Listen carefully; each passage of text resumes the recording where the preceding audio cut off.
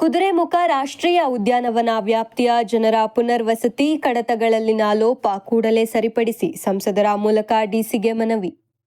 ಹಲವಾರು ವರ್ಷಗಳಿಂದ ನೆನೆಗುದಿಗೆ ಬಿದ್ದಿರುವ ಕುದುರೆಮುಖ ರಾಷ್ಟ್ರೀಯ ಉದ್ಯಾನವನ ನಿರಾಶ್ರಿತರ ಪುನರ್ವಸತಿ ಯೋಜನೆಗೆ ಸಂಬಂಧಿಸಿದಂತೆ ಆ ಕಡತಗಳಲ್ಲಿನ ಸಣ್ಣ ಪುಟ್ಟ ಲೋಪದೋಷ ಕೂಡಲೇ ಸರಿಪಡಿಸಿ ನಿರಾಶ್ರಿತ ಫಲಾನುಭವಿಗಳಿಗೆ ಸೂಕ್ತ ಪರಿಹಾರ ಒದಗಿಸಲು ಸಂಸದ ಕೋಟಾ ಶ್ರೀನಿವಾಸ್ ಪೂಜಾರಿಯವರ ನೇತೃತ್ವದಲ್ಲಿ ಶೃಂಗೇರಿ ಬಿಜೆಪಿ ಮುಖಂಡರು ಹಾಗೂ ಕೆರೆಕಟ್ಟೆ ಗ್ರಾಮ ಪಂಚಾಯಿತಿ ವ್ಯಾಪ್ತಿಯ ಪ್ರಮುಖರು ಮನವಿ ಸಲ್ಲಿಸಿದರು.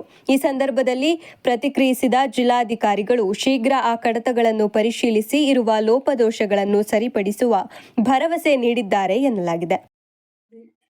ನಂತರ ಜಿಲ್ಲಾಧಿಕಾರಿಗಳು ಹಾಗೂ ಅಧಿಕಾರಿಗಳೊಂದಿಗಿನ ಸಭೆಯಲ್ಲಿ ಶೃಂಗೇರಿ ತಾಲೂಕಿನ ಕುದುರೆಮುಖ ರಾಷ್ಟ್ರೀಯ ಉದ್ಯಾನವನ ವ್ಯಾಪ್ತಿಯ ತನಿಕೋಡು ಗೇಟ್ನಿಂದ ಎಸ್ಕೆ ಬಾರ್ಡರ್ ವರೆಗಿನ ರಸ್ತೆಯು ತೀರಾ ಚಿಕ್ಕದಾಗಿದ್ದು ಮತ್ತು ರಸ್ತೆಯ ಎರಡೂ ಬದಿಗಳು ತೀರಾ ಕಡಿದಾದ ರಸ್ತೆಯಿಂದ ಕೂಡಿದೆ.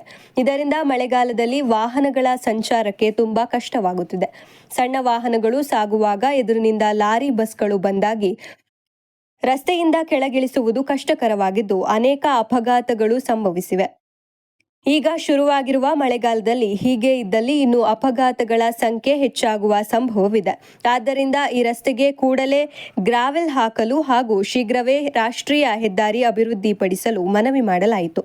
ಈ ಸಂದರ್ಭ ಬಿಜೆಪಿ ಮುಖಂಡರಾದ ಕಲ್ಮರುಡಪ್ಪ, ಜಿಲ್ಲಾ ಕಾರ್ಯದರ್ಶಿ ಅರುಣ್ ಕುಮಾರ್, ಶೃಂಗೇರಿ ತಾಲೂಕು ಬಿಜೆಪಿ ಪ್ರಧಾನ ಕಾರ್ಯದರ್ಶಿ ನೂತನ್ ಕುಮಾರ್, ಪ್ರಮುಖರಾದ ಸುಧಾಕರ್ ಕಟ್ಕಲ್ ಸೇರಿದಂತೆ ಅನೇಕರು ಹಾಜರಿದ್ದರು.